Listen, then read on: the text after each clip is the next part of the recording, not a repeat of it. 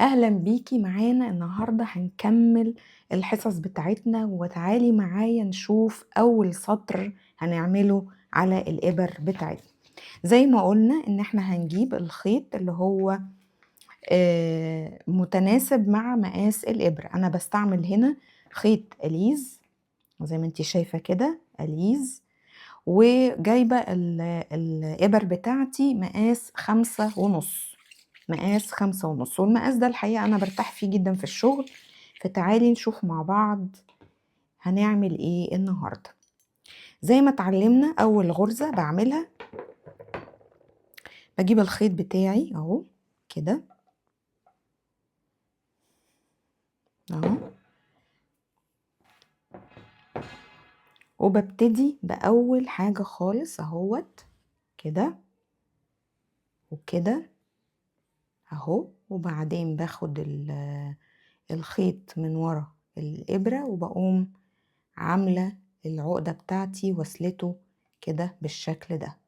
فيبقى عندي هنا المسافة قصيرة بلس انه بقية الخيط يبقى موجود معايا. اشد كده واحط على الإبرة وابدأ اول سطر. اول سطر معايا بسيب فيه مسافة، شايفين المسافة؟ بسيب مسافة قد كده علشان اقدر احرك الخيط. ما قرطوش جامد كده خالص، ولا اني اشده ارخيه خالص كده يبقى واسع، لا، اقفله بحيث ان هو يبقى مديني شكل، يعني ايه، اعرف احرك الابرة على قصدي الخيط على الابرة عشان الغرز ما تبقاش كده. فاقوم مدخله الابرة بتاعتي في الغرزة اللي انا عملتها، واجيب الخيط اللي هو القصنطة ده كده على جنب، وابدأ اخد اول غرزة هعملها. هلف كده وبعدين همسكها كويس، مش هشدها قوي ومش هرخيها قوي، في النص كده، وامسكها اثبتها كده واقوم مطلعاها كده اهو.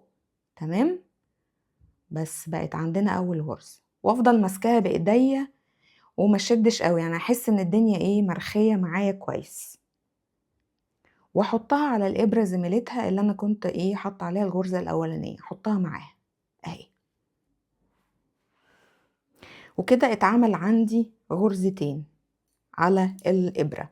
وطول ما أنا بعمل غرز لازم أتأكد إن الغرز ماشية على الإبرة، مفيش حاجة معطلاها. نعمل كمان غرزتين تاني، ادي كده، وادخلها من هنا كده، هنا من هنا، بدخلها من هنا من هنا. تمام، واخد كده انفذها من تحت، اوكي، وامسك كويس، وبعدين اعمل كده، الفها وامسك الابره، اثبت الغرزه واثبتها بصباعي ده، اثبتها كده واسيب فيها فراغ شويه عشان اعرف ادخلها في الابره التانية فتعمل لي غرزه. اتاكد ان الخيط فعلا شغال على الابره ومش واقف في حته. تمام،